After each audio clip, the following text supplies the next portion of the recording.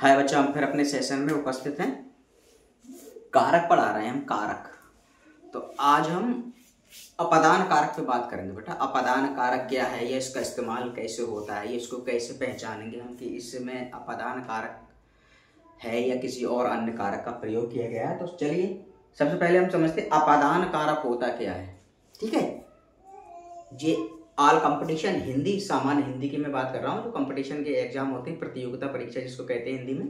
तो ये कारक पढ़ा रहा हूँ। आज मैं अपादान कारक पे बात करता हूँ कि अपादान कारक होता क्या है, इसका आशय क्या है, इसका अर्थ क्या है, और हमें कैसे पता लगेगा कि इसमें अपादान कारक का इस्तेमाल किया गया है या प्रयोग हुआ है। तो सबसे पहले हम अपादान कारक को समझते हैं कि अपादान कारक है क्या। ठीक है, अपादान कारक किसको कहते हैं, ठीक, तभी तो हम आगे बढ़ेंगे। तो चलिए हम आज अपादान कारक की बात करते हैं कि अपादान कारक होता क्या है, अपादान कारक किसको कहते हैं, अपादान कारक होता क्या है। तो इसमें क्या है, कारक कोई सा भी हुआ, यहाँ उसकी हेडिंग डाली और आगे उसके बारे में लिख दिया। ठीक है, थोड़ा इस पे ध्यान दीजिए, मैं बताता ही हूँ लगभग हर वीडियो में कि ये चीज थोड़ी गहराई से समझने की होती है, पढ़ने की होती है, तभी आगे आप थोड़ी आसानी होगी समझने में।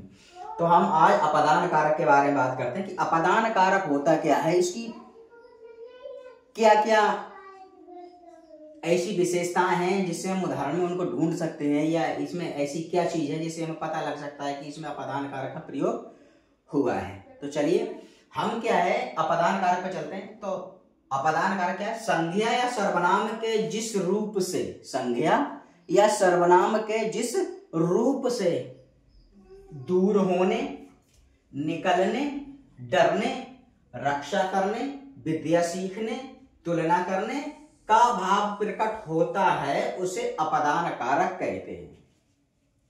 इसका चिन्ह बेटा से है, इसका चिन्ह से है। मैं दोबारा फिर बता रहा हूं इस चीज को। अपादान कारक क्या है, संज्ञा या सर्वनाम के जिस रूप से, संज्ञा या सर्वनाम के जिस रूप से दूर होने, निकलने, डरने, रक्षा करने, विद्या सीखने, तुलना करने का भाव प्रकट होता है, उसे अपादान कारक कहते हैं। इसका चिन्ह से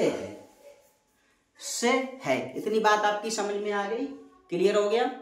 ठीक है, अब मैं दोबारा फिर बता रहा हूं इसमें क्या है, इसमें क्या है, संज्ञा या सर्वनाम के जिस रूप से दूर होने, निकलने, डरने, रक्षा करने, विद्या सीखने, तुलना करने का भाव प्रकट होता है, उसे अपादान कारक कहते हैं। इसका चिन्ह से होता है, से।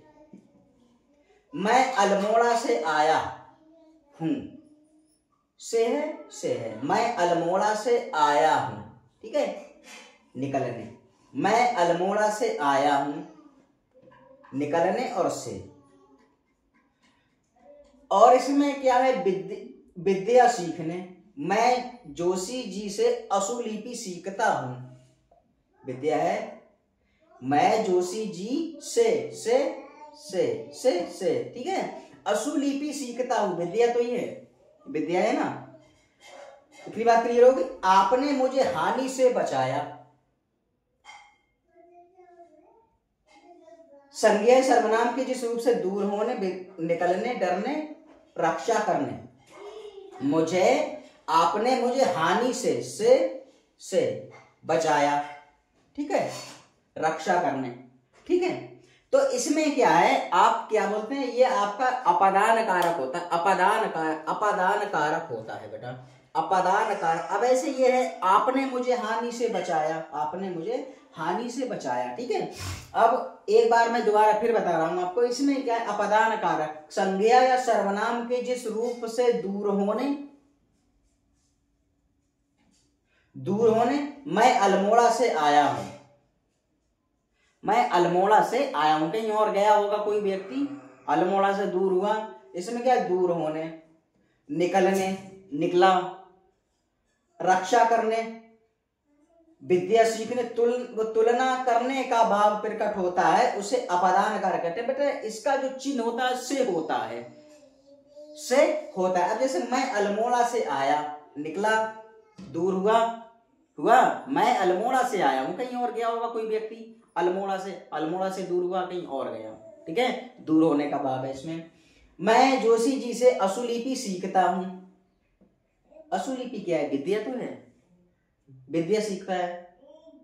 आपने मुझे हानि से बचाया, रक्षा करना, ठीक है, या डरना, रक्षा करना, ठीक है, बचाया। तो ये बेटा क्या होता है? अपदान कारक होता है, अपदान कारक होता है। बहुत सारे उदाहरण होते। अंकित ममता से छोटा है, हिरण शेर से डरता है। अंकित ममता से छोटा है, अंकित ममता से छोटा है, हिरण शेर से डरता है, ठीक है, अंकित ममता से छोटा है और हिरण शेर से डरता है।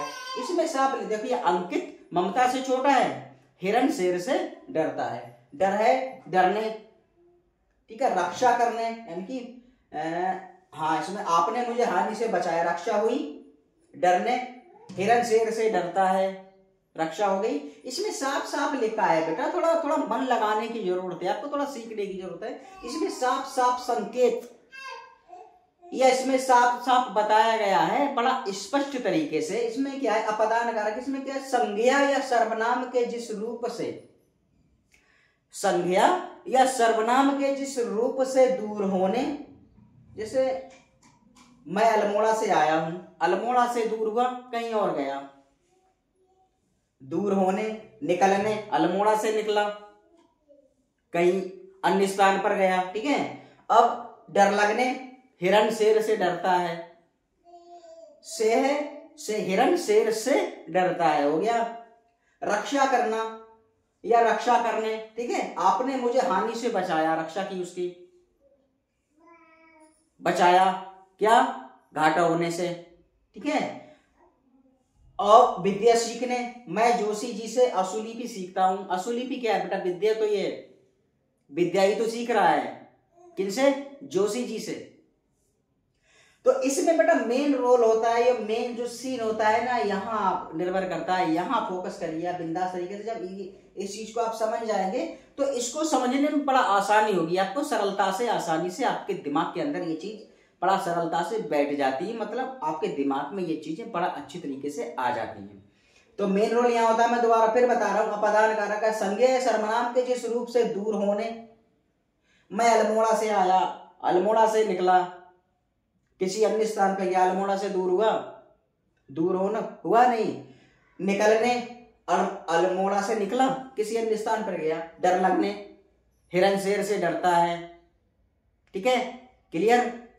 रक्षा करने, आपने मुझे हानि से बचाया, कि आपने मेरा जो नुकसान होने वाला था उस नुकसान से मुझे आपने बचाया, रक्षा, ठीक है।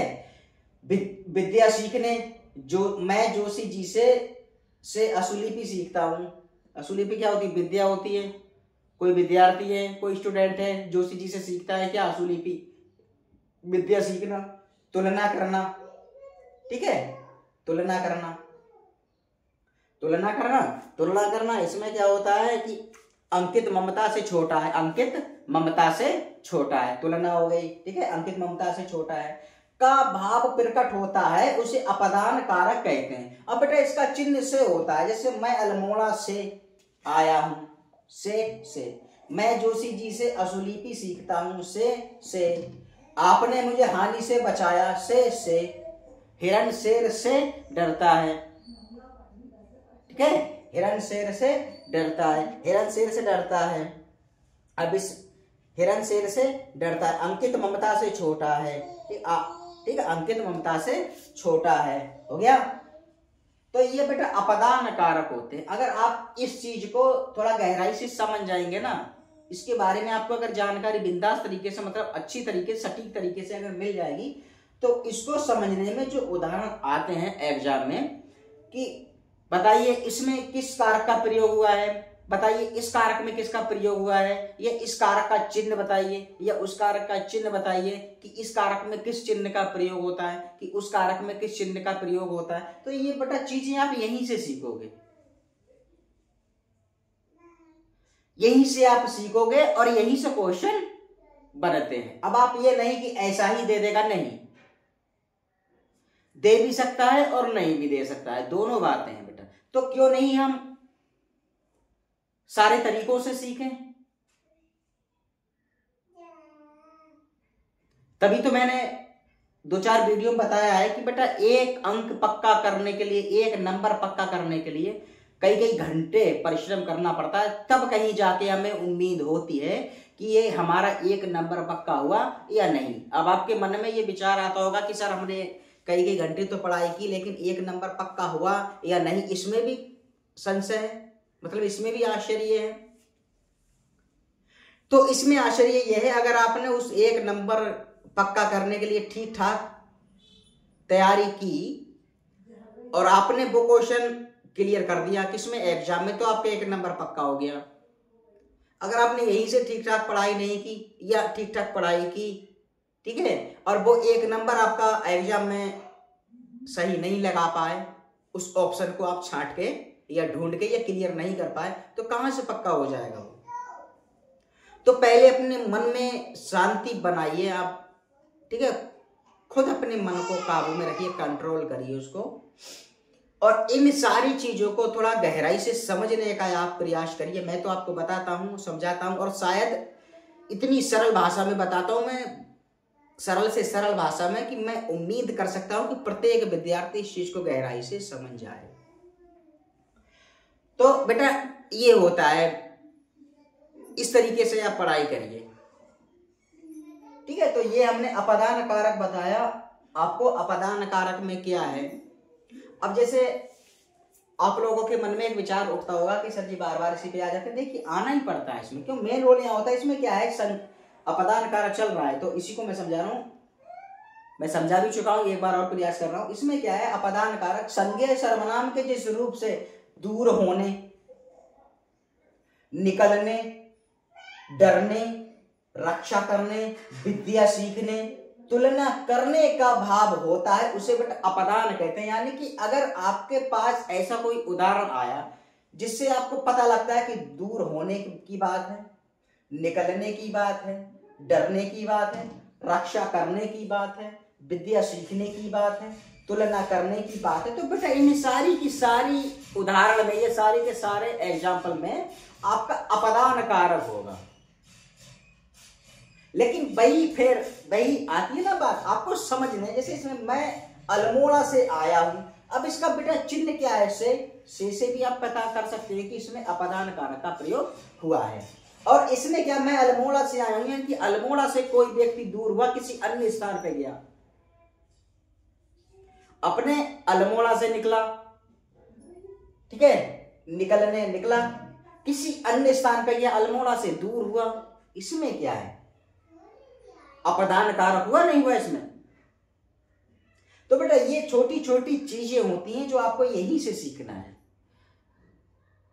ठीक है। जब आप यही सीख जाओगे, अरे गुरुजी ने या सर ने ये बताया था इसमें अपदान कारक है, अरे ये इसमें संबंध कारक, अरे नहीं इसमें कर्ता कारक है, अरे नहीं सर इसमें कर्म कारक है, तो ये चीजें बेटा बड़ा गहराई से समझने वाली चीजें होती हैं, समझने की चीजें होती है ये, और बड़ा बिंदास तरीके से मैं आपको समझाता हूँ, बड़ा सरल से सरल भाषा का मैं प्रयोग करता हूँ कि प्रत्येक विद्यार्थी इस चीज को गहराई से समझ जाए। अच्छा आप पढ़ाई किस लिए करते हो बेटा, एक सरकारी नौकरी के लिए, तो क्यों नहीं हम पूरी ताकत लगा दें उसमें, एक नौकरी पक्की करने के लिए अपनी।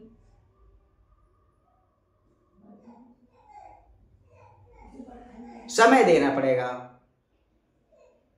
समय आपको देना पड़ेगा बेटा। तो बस ये मैंने आपको अपदान कारक बताया, और मैं आशा और उम्मीद करता हूं कि ये कारक आपकी समझ में आ गया होगा। अगर ये सेशन आपकी समझ में आया हो तो इस सेशन को ज्यादा से ज्यादा शेयर करिए, और हमें यूट्यूब पे सब्सक्राइब करिए और इंस्टाग्राम पे फॉलो करिए। तो बस आज तक के लिए इतना ही, हम अगले नेक्स्ट वीडियो में फिर उपस्थित होते हैं, तब तक के लिए धन्यवाद।